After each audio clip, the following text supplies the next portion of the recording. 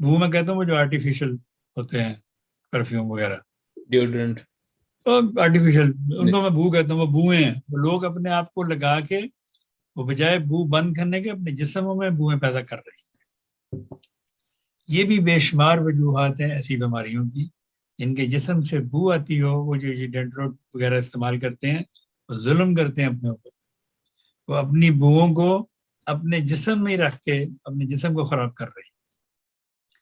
تو اس لیے ایسے لوگوں کو بھی احتیاط کرنی چاہیے. جو فٹافٹ صبح جناب ڈرون کا اسپرے کرتے ہیں، ادھر کیا، یہاں سارے مسام ہوتے ہیں پسینے کے، ان کو یہ اسپرے کر کے بند کر دیتے ہیں. پسینہ آتا نہیں ہے، وہ مسام بند ہوتے ہیں، وہ بو ان کے اندر پیدا ہوتی ہے.